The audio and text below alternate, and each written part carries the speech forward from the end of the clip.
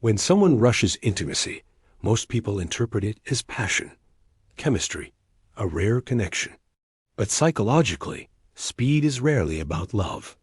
It's about control. Because real intimacy needs time. And time exposes patterns, boundaries, and inconsistencies. So when someone tries to collapse time, they're not being romantic. They're trying to collapse your judgment. Once you see this pattern, you can't unsee it. In this video, I'll show you why fast intimacy creates power imbalances, what people who rush closeness are usually hiding, and how to protect yourself without confrontation. Here's the uncomfortable truth most people miss. Control requires speed. Evaluation requires time. Boundaries require time. Reality requires time. When intimacy accelerates too fast, your nervous system is overwhelmed. Your dopamine spikes, emotional attachment forms early, and your critical thinking shuts down. This isn't accidental. Fast intimacy prevents you from asking the questions that matter. How do they handle frustration?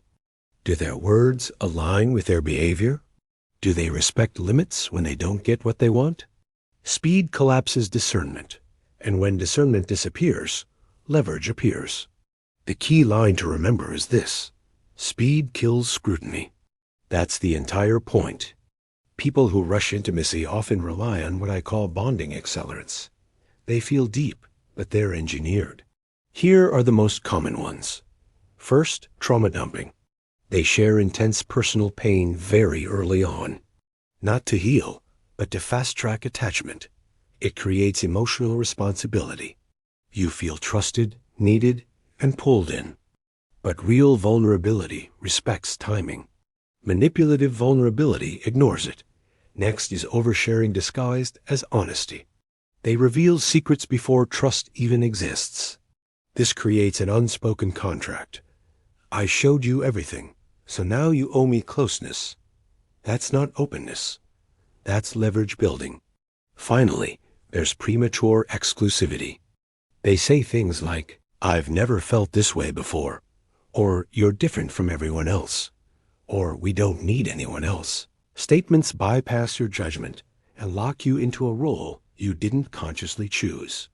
Remember, they don't want closeness. They want emotional leverage. Here's the psychological rule that explains this entire pattern. I call it the velocity control principle. Whoever controls the speed of intimacy controls the relationship. Ask yourself, who benefits from going fast? It's never the person with healthy boundaries. Healthy people move steadily. They respect pacing and allow for uncertainty. Controlling people, on the other hand, rush certainty. They collapse timelines and avoid slow discovery.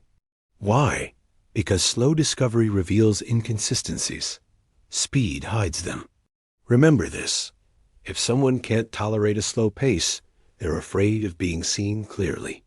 This is how rushed intimacy usually unfolds, a process I call the power flip. Phase 1 is all intensity. Constant communication, emotional closeness, future promises.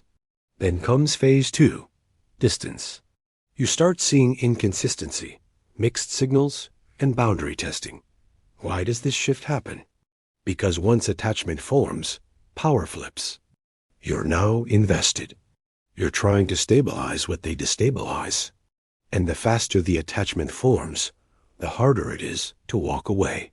The key is this: fast attachment creates slow exits. That's why rushed intimacy is so dangerous. Not because it feels bad, but because it feels too good, too fast. So what are people who rush intimacy really hiding? Usually, it's one of three things. First, a need for control.